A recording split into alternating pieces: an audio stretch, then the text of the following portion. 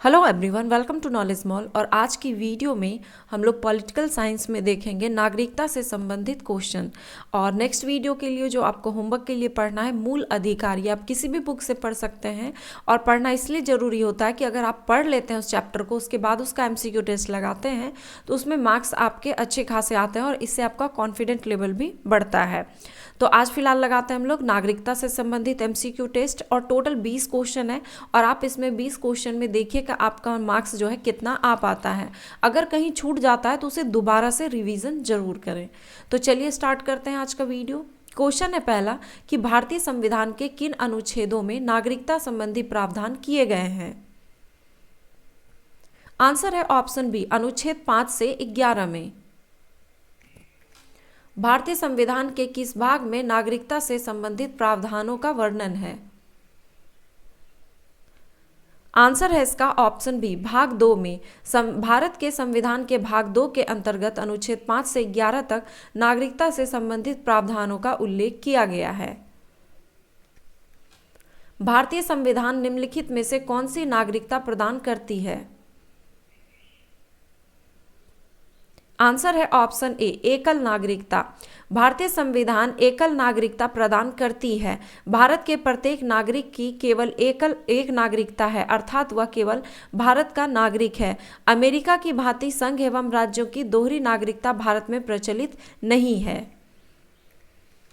भारतीय नागरिकता नहीं प्राप्त की जा सकती है। आंसर है इसका ऑप्शन डी, भारतीय बैंक में धन जमा करके। भारतीय नागरिकता जो है भारत बैंक में धन जमा करके नहीं प्राप्त की जा सकती। भारतीय नागरिकता प्राप्त करने मतलब किन किन के द्वारा की जा सकती है, तो ये 5 हैं। जन्म के द्वारा, देशीकरण के द्वारा, किसी भूभाग के सम्मिलन द्वारा, या फिर कह सकते हैं क्षेत्र सम्मिलित होने पर। उसके बाद फिर 2 और बच जाते हैं, वंशानुगत के द्वारा और पंजीकरण के द्वारा। भारत का एक नागरिक अपनी नागरिकता खो देता है यदि वह।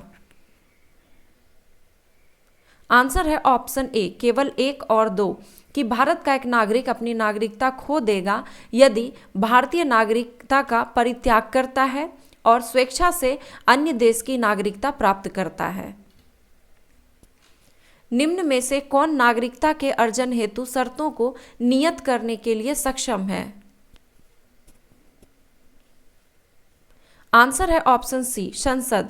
भारतीय संविधान के अनुच्छेद 11 में यह स्पष्ट किया गया है कि संसद को नागरिकता के संबंध में विधि बनाने का संपूर्ण शक्ति होगा।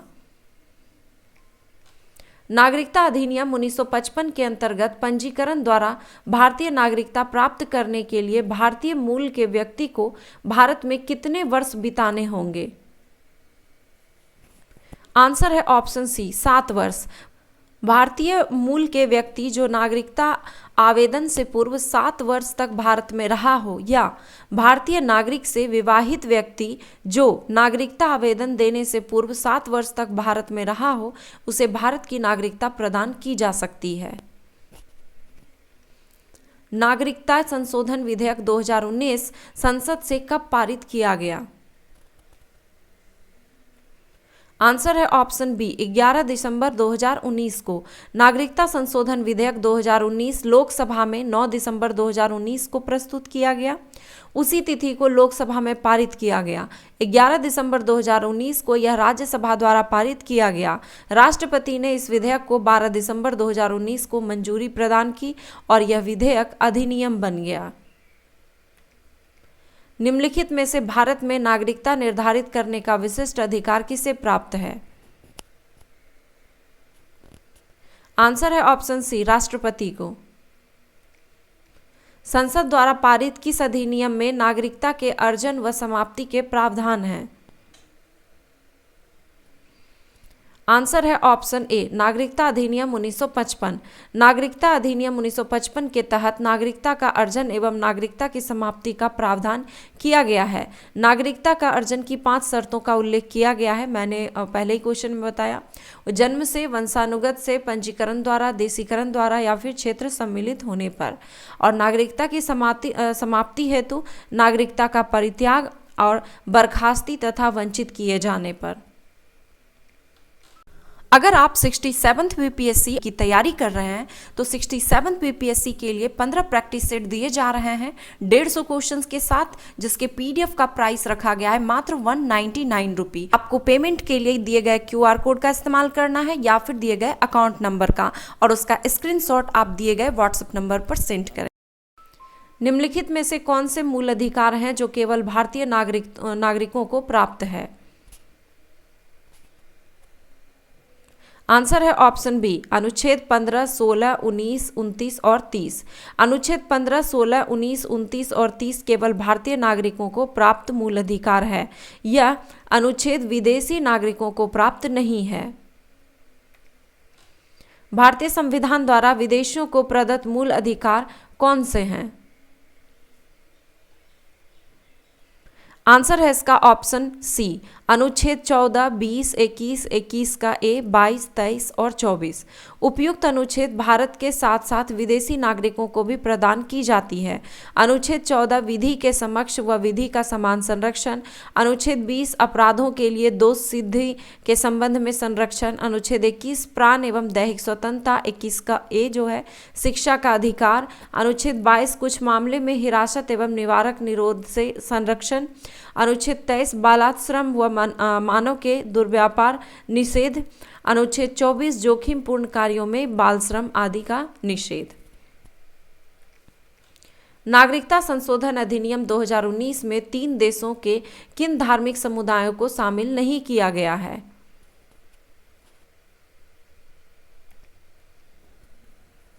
आंसर है इसका ऑप्शन डी, मुस्लिम। नागरिकता संशोधन अधिनियम 2019 में किन 3 देशों की चर्चा की गई है? आंसर है ऑप्शन बी, अफगानिस्तान, पाकिस्तान और बांग्लादेश। नागरिकता संशोधन विधेयक 2019 को संसद ने 11 दिसंबर 2019 को पारित कर दिया और 12 दिसंबर 2019 को इसे राष्ट्रपति की स्वीकृति मिली। यह अधिनियम नागरिकता अधिनियम 1955 में संशोधन हेतु लाया गया है।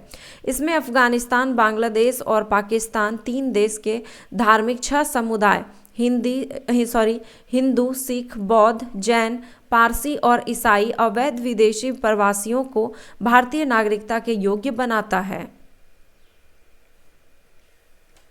किन अनुच्छेद के तहत संसद को नागरिकता के संबंध में कानून बनाने का अधिकार प्रदान किया गया है?